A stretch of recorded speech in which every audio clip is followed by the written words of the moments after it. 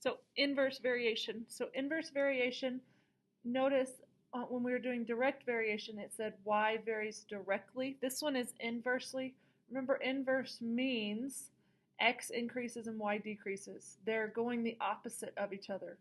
X is increasing, y is decreasing by the same factor. So in other words, x times y is going to give you the constant. Okay, so if you look, we're talking about number of people that are going to be splitting a box of ice cream sandwiches. So if there were 24 ice cream sandwiches in the box, one person would get 24 of them.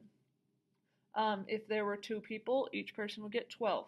If there were 3, everybody gets 8, 4, 6, 5, 4.8.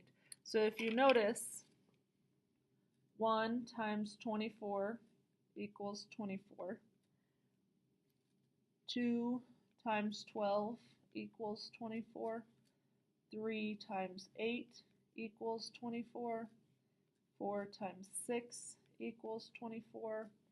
And then let's do 5 times 4.8.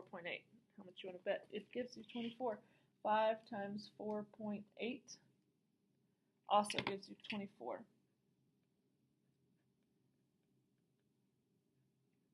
So to find the constant of variation when you're doing inverse, so constant of variation, remember we use k, is found by taking y and multiplying by x. So direct, you divided. Inverse, you're going to multiply them. Okay, so the constant of variation, to find k, you multiply y and x. The graph, so if we graphed this stuff right here, the graph of inverse variation, so 1, 2, 3, 4, 5, and then let's do, sorry, you can't see it. Let's go by 4s. 4, 8, 12, 16, 20, 24. Okay, so one person will have 24. 2, each person gets 12. 3, each person gets 8. 4, 6, 5, 4.8.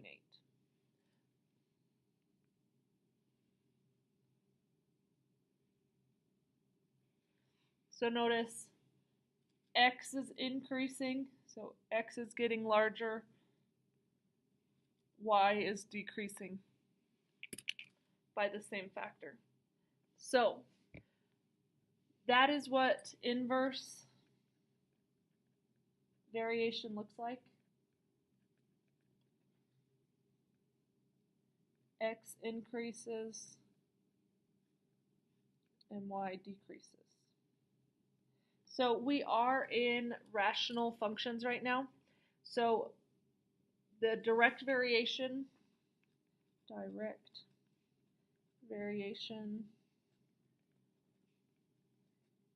equation. Oh, I just wrote direct. Sorry. Inverse variation. I don't know why I said inverse variation equation is y equals, remember we always write our equation as y equals, and it's k divided by x. That just comes from, and again, you don't really have to know this, or you can just memorize that, but if we say that k is equal to y times x, and I want to get y by itself, I'd have to divide both sides by x. So k divided by y, or k divided by x equals y. So that's where this comes from. Okay? Remember, direct variations equation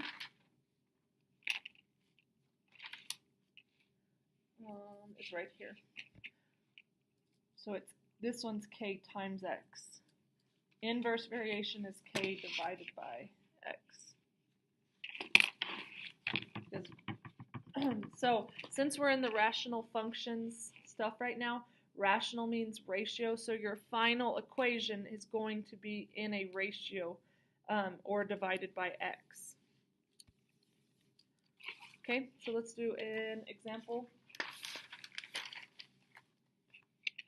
So if I told you y and x vary inversely, oops, I'll move it down. Write the equation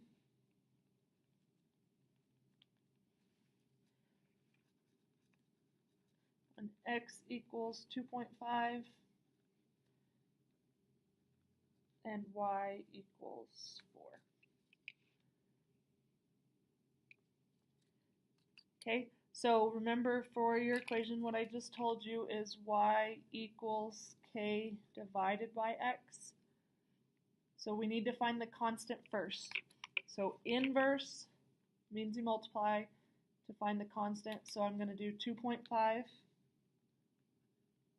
times 4 to find k. So 2.5 times 4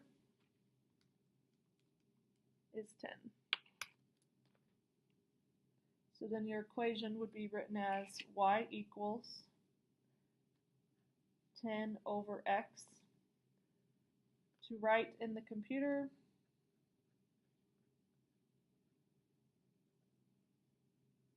you'd put y equals 10 slash x. Okay. Now if I told you to find y,